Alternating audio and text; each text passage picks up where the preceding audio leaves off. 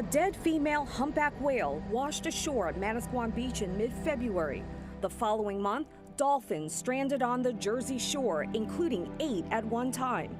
These are just some of the cases. Just as along the New York shoreline, there has been an uptick in incidents of beach mammals on Garden State beaches. We know the East Coast humpback whale population is growing, and so you have more animals in the water. The Fisheries Department of the National Oceanic Atmospheric Administration declared an unusual mortality event for humpback whales in 2016. NOAA says there has been an elevated number of mortalities for the last 7 years now. There's even more troubling statistics in recent months. According to the latest published data from the Marine Mammal Stranding Center in Brigantine, there have been 11 whales and 29 dolphins that have washed up on the Jersey shore just from December 5th through May 6th. It's about time that the state calls for a meeting with state officials and those from the federal government as well to tell us what is going on. Tony Perry is Middletown's mayor. He's had a whale and that pod of dolphins wash up on his town's beaches.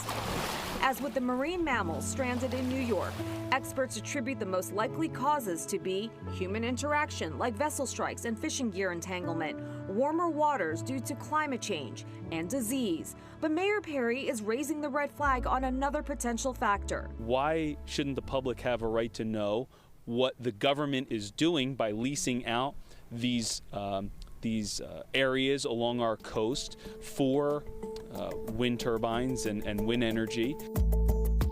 Offshore wind energy development using large wind turbines to harness energy by moving air, hailed by proponents as a viable alternative to fossil fuels, which produces harmful gas emissions. But wind farms have also been criticized by detractors as being disruptive to the habitat of marine mammals. According to the New Jersey Department of Environmental Protection, the multiple wind projects are each located 10 to 15 miles off the state's coast and have the potential to power millions of homes.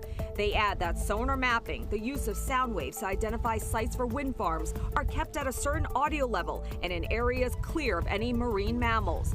Experts say there's no known link between the turbines and the strandings. We have no scientific evidence to support that contention. The sound that they're producing is not expected to harm in a serious way the large whales. Perry and other state officials have called for a halt to the construction, demanding more impact studies and more information from the federal government. Advocacy groups are also protesting the projects. The issue has become politically and emotionally charged. Jeff Tittle, the longtime environmental activist and the former director of New Jersey Sierra Club, suggests a more measured approach. I think we should study to see if sonar, whether it's the Navy or coming from looking at the bottom of the ocean for offshore wind, is having an impact. But while we're doing that, we need to, more importantly, deal with what's happening on the surface. Tittle and other advocates have sent a letter to congressional lawmakers, including Senator Cory Booker, imploring them to monitor the speed limits of ships to lessen their potential to strike mammals. Tittle is also pleading for both sides to come together. The Jersey Shore is a treasure that belongs to all of us. We need to make sure that we keep the waters clean, and we need to deal with climate change. And I think we can do all these things and protect the whales and the dolphins and the other species. But we have to work together and stop fighting and stop making everything politics.